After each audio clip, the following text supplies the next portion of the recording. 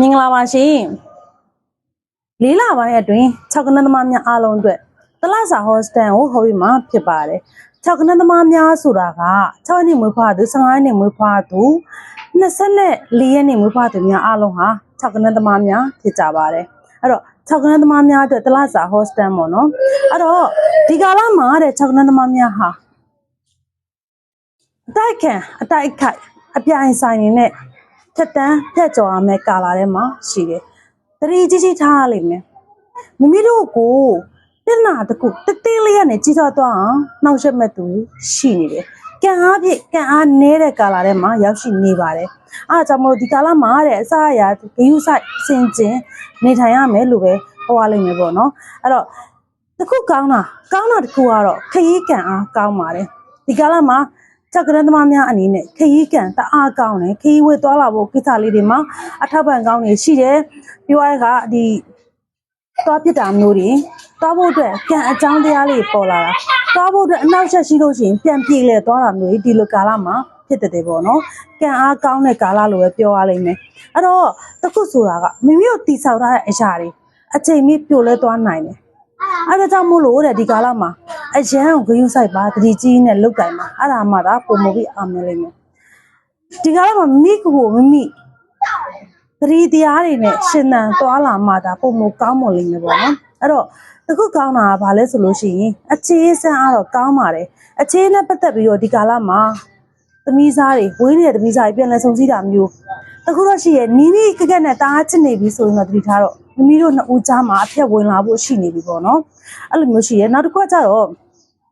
့ဒီကာလမှာအိမ်အောင်ရှင်များ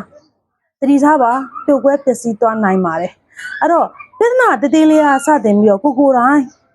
ပြဿနာမရှာနဲ့လို့ပဲပြောရမှာပေါ့နော်အဲ့တော့အစအရာမှာမိမိတို့အိမ်အောင်ရေးနဲ့ပတ်သက်ပြီးတော့စိတ်မြတ်တာနဲ့ပတ်သက်ပြီးခွဲဖို့အနောက်ရှက်တွေရှိနေတယ်အဖက်ဖက်ကနေပြီးတော့တိဆောက်ရှင်နဲ့မကွဲချင်ဘူးဆိုရင်တော့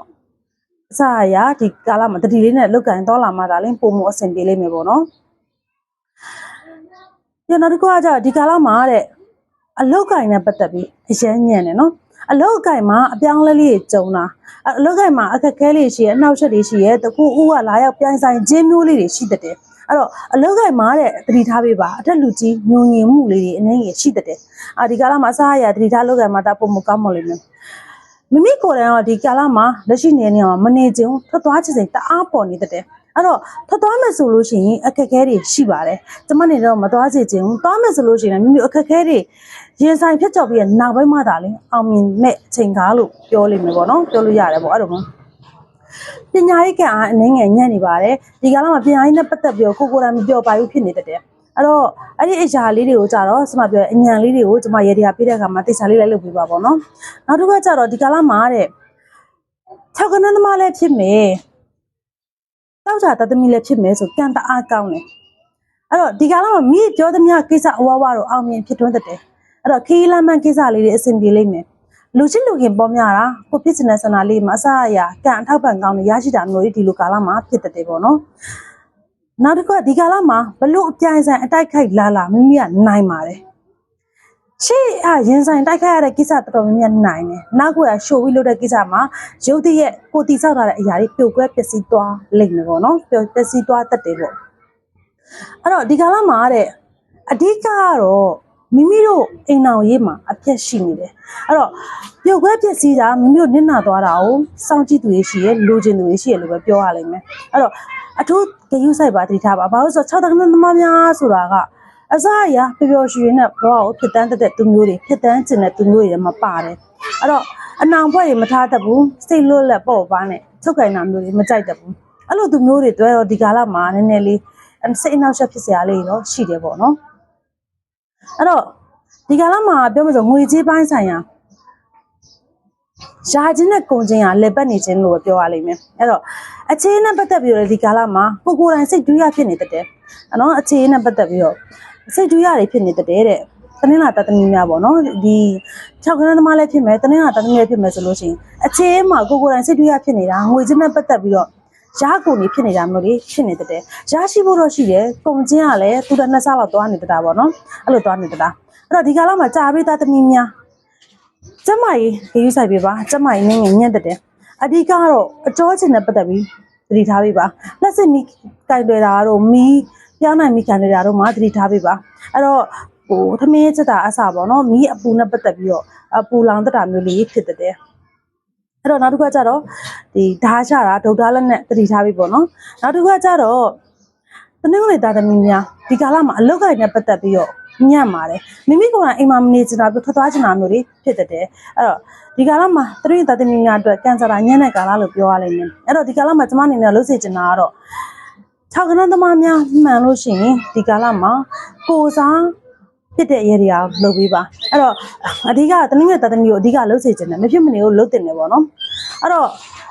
ဘယ်လိုကိုစားဖြစ်မှာလဲတဲ့မိမိမွေးနေ့မှာဝစ်စင်လာတဲ့အင်ကြီးကိုအင်ကြီးလုံကြီးပေါ့နော်လုံကြီးထမိန်တို့ထမိန်တို့လုံကြီးတို့ပေါ့အဲ့ဒါမျိုးတွေကိုဘာမှမဆိုလဲဘာမှမပေါ့အဲ့ဒါမျိုးတွေကိုမိမိရဲ့ရေစီးရဲ့ရေရှင်ချောင်းတစ်ခုမှာမှကျအခိုင်နဲ့ကန်ဆိုးခြင်းတွေပါသွားတော့ရေမျောလိုက်တဲ့ကုသိုလ်မျိုးတွေလှုပ်ဆောင်မိပါနော်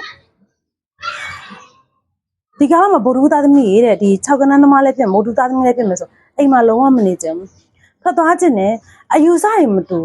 အဲ့တော့ကိုယူဆနေရတဲ့မျိုးအများလက္ခဏာတဲ့မျိုးအဲ့တော့အယူဆတိုက်ပွဲများဖြစ်နေတဲ့ကဲ့သို့ဖြစ်နေတဲ့အဲ့တော့သဘောထားကွဲလဲမှုတွေရှိတဲ့ပေါ့နော်အဲ့တော့ဒီကာလမှာညံ့တာတော့ညံ့နေတဲ့ညံ့တရေနဲ့ကြီး